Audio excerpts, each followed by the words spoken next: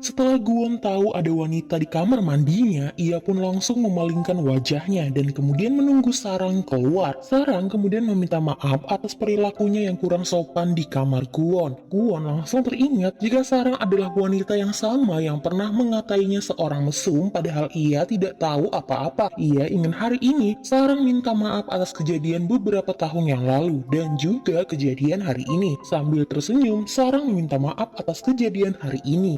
Namun ia enggan minta maaf atas kejadian yang lalu karena menurutnya Guwon memang pantas dipanggil mesum. Guwon lantas menyuruh Sarang agar tidak muncul lagi di hadapannya. Sarang juga berharap begitu karena sedikit pun Sarang tidak menyukai Guwon, baik itu dulu ataupun sekarang. Dan juga Guwon ingin Sarang berhenti tersenyum. Menurut Sarang itu tidak mungkin karena di hotel ini ia harus tetap tersenyum. Jika Guwon tidak suka, Sarang mempersilahkan Guwon untuk mencari hotel lain.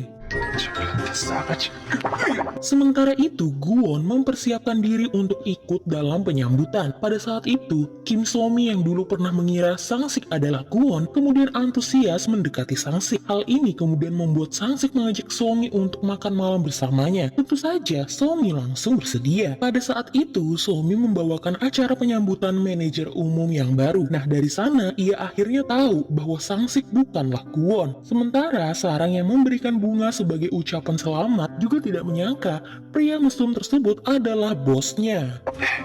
진심으로 환영합니다.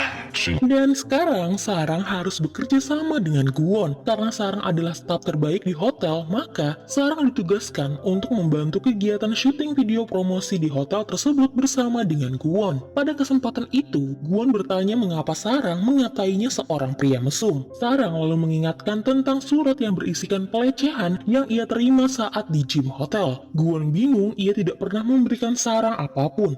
Sarang berkata seorang pria memakai kaos harimau yang memberikannya. Jadi, ternyata hanya karena Guwon memakai baju yang sama dengan pria yang Sarang maksud, lantas Sarang malah mengatainya tanpa tahu siapa sebenarnya Guwon. 그때 그분 아니세요?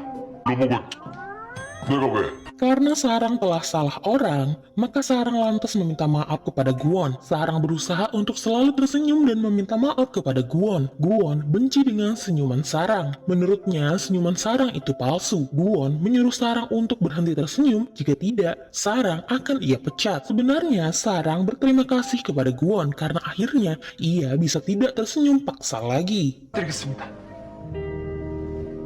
Sementara itu, di dalam pesawat, Pyong-ha yang bekerja menjadi pramugari mendapatkan perlakuan kurang menyenangkan dari salah satu penumpang. Tapi dengan terpaksa, Pyong-ha harus tetap tersenyum. Belum lagi ia harus mengurus salah satu keteledoran pramugari baru, tapi tetap dengan profesional, Pyong-ha melakukan tugasnya dengan baik. Dan untungnya salah satu rekan kerjanya selalu membantunya. 다치십니다. 그렇게 되면 다치십니다. Sehingga karena hal tersebut, Pyong-ha berniat membelikan rekannya itu sebuah hadiah. Kemudian, ada Sang-sik yang berencana untuk mengobrol dengan So-mi lagi. Namun, karena Sang-sik bukanlah Guwon, So-mi langsung cuek dan berubah 180 derajat saat ia melihat Sang-sik. Sang-sik kemudian sadar, So-mi adalah cewek matre dan cewek matre tidak pantas bersanding dengannya. Lalu kemudian, Sang-sik menawarkan Sarang untuk makan malam bersama dengan Guwon sebagai perwakilan dari pegawai untuk acara penyambutan. So-mi langsung kesal karena bukan dia yang dipilih oleh Sang-sik. 다녀오겠습니다. 조심하고 이러고 있어 지금. Sarang kemudian pergi ke penjamuan tersebut. Penjamuan itu diadakan oleh ayah Guwon dengan meriah sebagai bentuk sukacitanya di mana Guwon mau kembali dan bekerja di Korea. Di sana, Sarang juga memberikan sedikit sambutan sebagai perwakilan. Melihat Sarang yang begitu ceria, ayah Guwon lantas memberikan Sarang hadiah berupa ikan tuna yang harganya sangat fantastis. 아프신 와중에 귀한 Sarang pun pulang setelah melihat jika tidak ada gunanya ia berlama-lama di tempat itu. Ia pun memutuskan untuk membawakan neneknya tuna tersebut, tapi neneknya menolak.